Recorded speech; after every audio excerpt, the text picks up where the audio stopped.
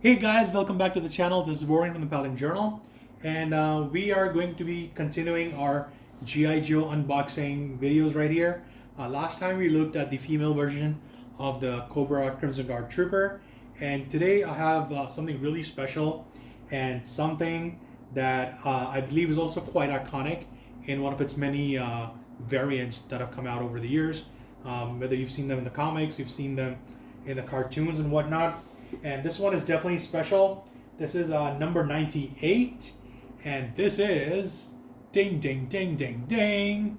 This is the Tele-Viper and COBRA flight pod, the Trubble Bubble.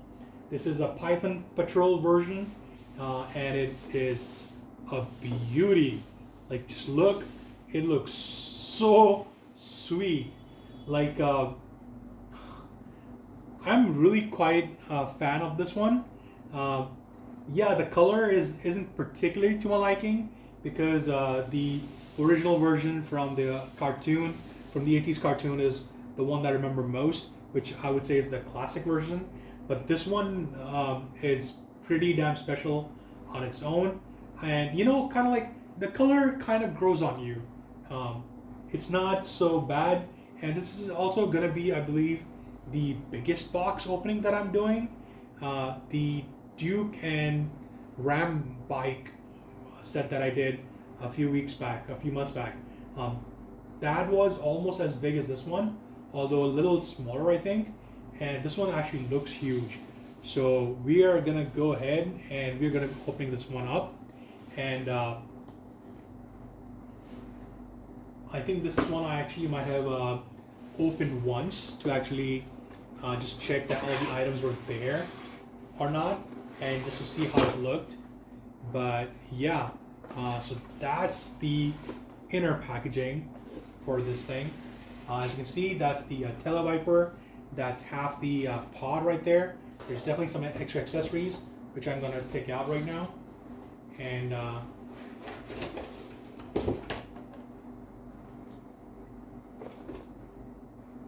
so let's yeah, so there's a box of accessories, which is right here. As you can see, there are few items, two main items.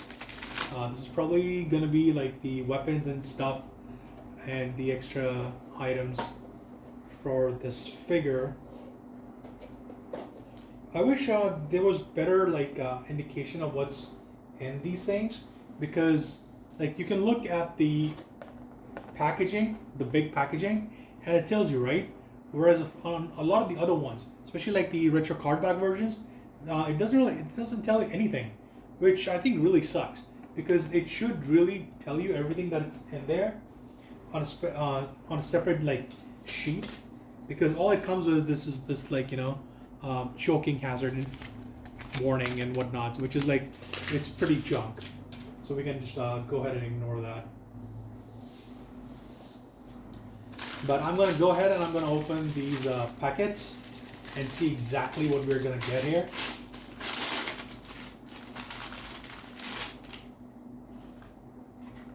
So this is the rockets that go on the Trubble Bubble, I'm assuming. Pretty cool. And this one probably has the Tele-Viper editions. Okay. Yep. Here's an extra helmet that we get here. There's a backpack, another helmet. Wow, that's a lot of helmets. Some more stuff, which I'm not sure exactly what all is, but it's definitely going to be something.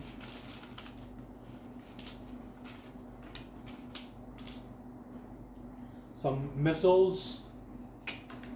And what is this? Oh, this is a huge ass gun. So this one probably goes on the Tele-Viper, I'm sure.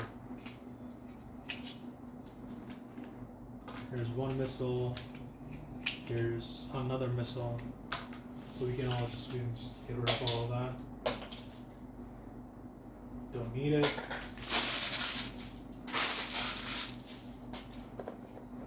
Just gotta take this guy out. And yeah, so just give me a second, guys.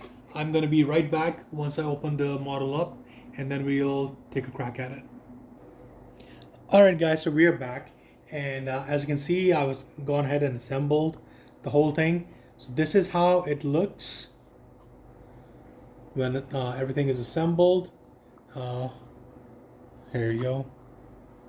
Pretty neat, I have to say. Nice motion on this. The rockets are nice, you know.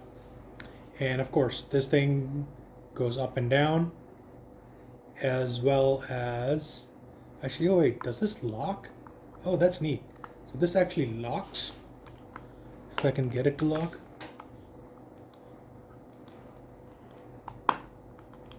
Whatever. Probably some alignment issues there. And also, you know, like just to get the model to fit better, this thing goes down. I'm not able to like get this thing to close well for some reason, but yeah, this looks pretty sweet. I'm actually really fond of this, and I'm really coming around to the colors as well. Like, this looks so freaking cool, man.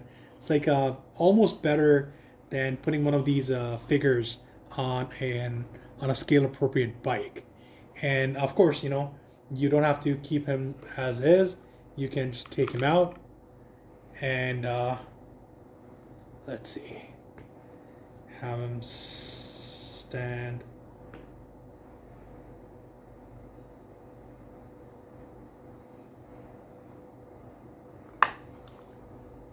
So this piece right here, it's I'm guessing it's a bomb that the Trubble bubble drops. But let's go ahead and put the backpack on. There we go. There's the backpack, and there's the gun.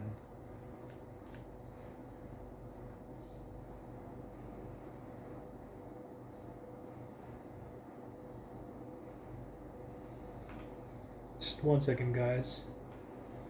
I'm getting things in order. Now, see, one thing I really like about this guy is, like last time when I was talking about my the Crimson Guard Trooper, one thing I didn't like was how the whatchamacallit, the gun grips worked on that particular figure, because the you know, this finger, it wasn't long enough to go into the trigger guard of the pistol and the rifle that it came with. But on this one, it is actually, you know, pretty good, pretty damn good. It fits perfectly.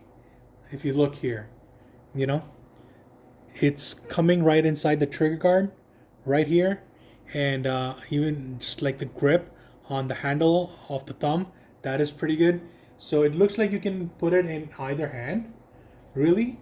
And I really like that, you know, his gun is essentially like it needs this cable to go into the backpack for some extra charge, and you know, that looks really cool. Now, as you can see from the back of the box, the action figure itself is 6.3 inches, whereas the Trubble bubble height is 5.8, and you can see that's pretty apparent if you do the comparison side by side of the two figures. And of course, it comes with two extra heads.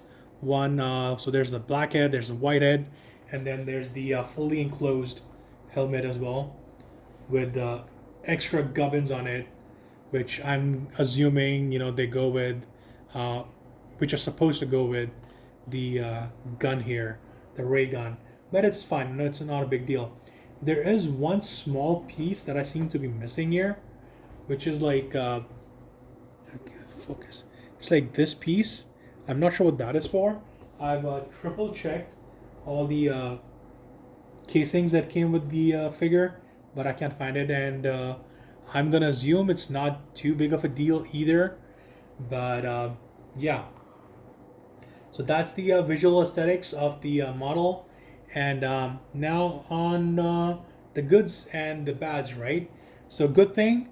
First, let's talk about the Trubble bubble. I really like that this thing opens up so well that this thing goes down as well. Um, so you can, if you want to do, if you have some extra stands and whatnot, if you want to pose it in a particular way, that's easy to do like that. And that there's even, there's a sticker or whatever on the display here to showcase that. The missiles are detachable, of course. Right now they come off with the whole mounting as well. But that's a good thing here. I like that. Oh, good. Flimsy things, right? Okay. There we go. Of course, there's the bomb that this thing drops.